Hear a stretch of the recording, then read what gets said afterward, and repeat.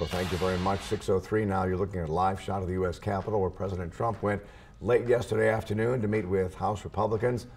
Some of those Republicans came out of that meeting saying they were even more confused about what the president actually wants for an immigration bill.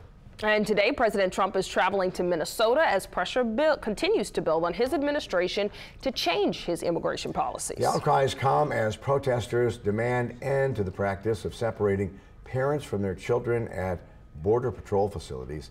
Yesterday, the president met, as we said, with House Republicans on Capitol Hill to talk about immigration reform, and now House Republicans are considering two bills to provide funding for the wall and reunite families along the border. And Leslie is breaking down these bills for us.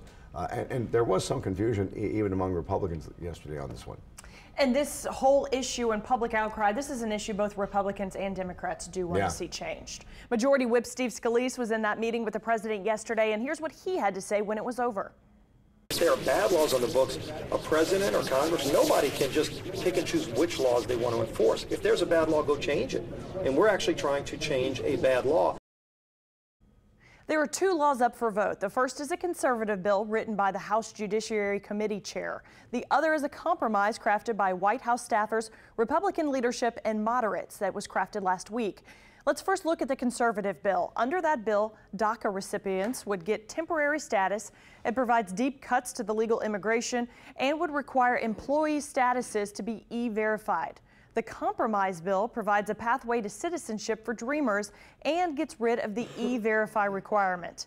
Here's what they both have in common. They both fund a border wall, end the diversity visa lottery, and don't prevent family separations, which is, of course, the most controversial part of this immigration issue. Senator Ted Cruz did submit a bill to the Senate which would end the separation policies. There's no word on when a vote will come on that.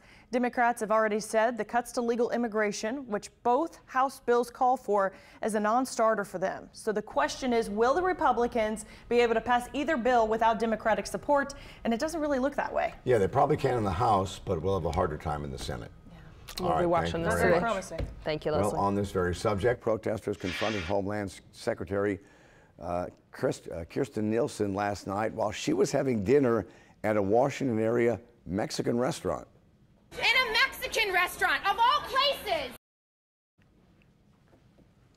Activists with the Metro D.C. chapter of the Democratic Socialists expressed their anger over the Trump administration's zero-tolerance approach to illegal immigration. Nielsen strongly defended that policy earlier this week while she was here in New Orleans. We cannot detain children with their parents, so we must either release both the parents and the children. This is the historic get-out-of-jail-free practice of the previous administration, or the adult and the minor will be separated as a result of prosecuting the adult. Those are the only two options. And both Democrats and Republicans are telling the president not to wait for Congress to pass new laws and sign a presidential order to end those family separations.